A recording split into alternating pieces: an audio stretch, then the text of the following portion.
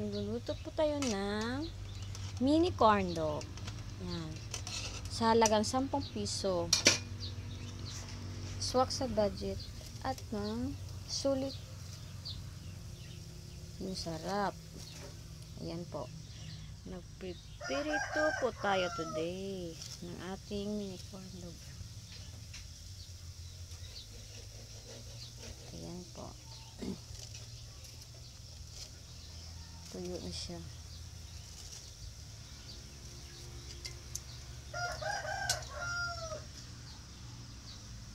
Ayan. Ito po yung kagabi.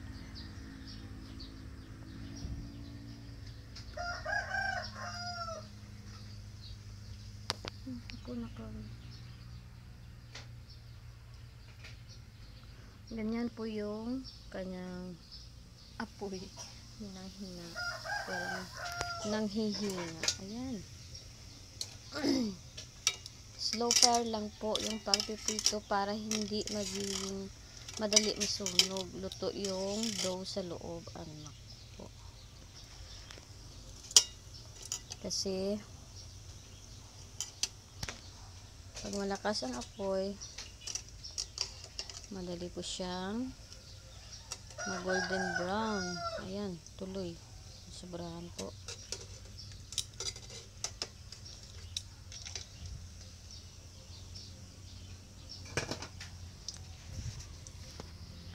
Yung ilang buwan hindi nakapagluto, kaya yun. Kagabi pa inupakan ng mga anak. Na-miss kasi yung corn dog. Ayan. Nag-try pa ako ng mini corn dog para hindi mabigat sa bulsa ng mga estudyante. Ayan. Ayan po. May gin-try po ako na strawberry flavor. Ayan. Ang ganda. Sarap niyan. Nilagyan ko po ng strawberry flavoring. Ayan na po lahat. Nakagawa pa ako ng 104 pieces. Ayan.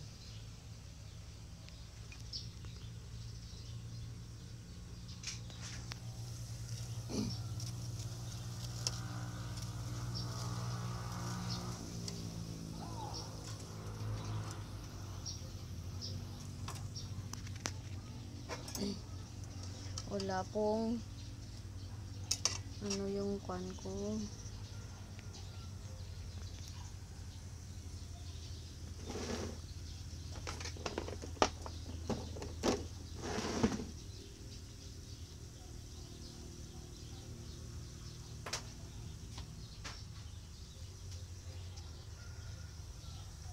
Ayan po, strawberry flavor na butter. Yan po natira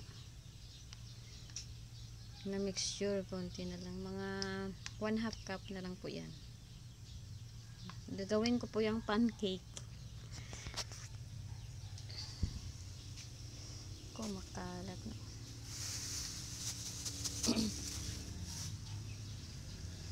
Ayan. Nagluluto pa ako na. Sarap yan para sa kape.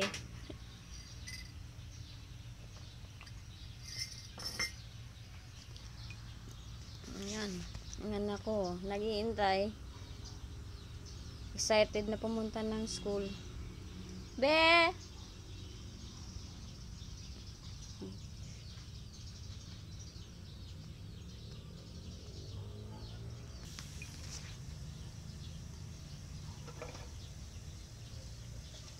Dinoble ko po yung coat ng butter niya para mas more yung tinapay sa loob kaysa sa breadcrumbs.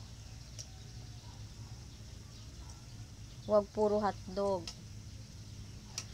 Mas masarap kasi pag makapal yung bread niya sa loob. O, diba? Mekos-mekos lang.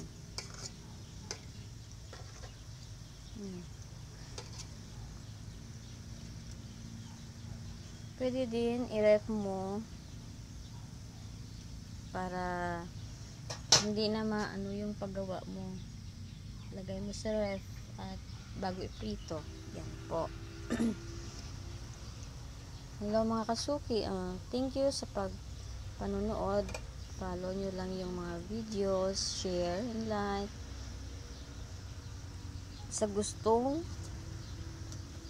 malaman yung paano magawa, just PM me.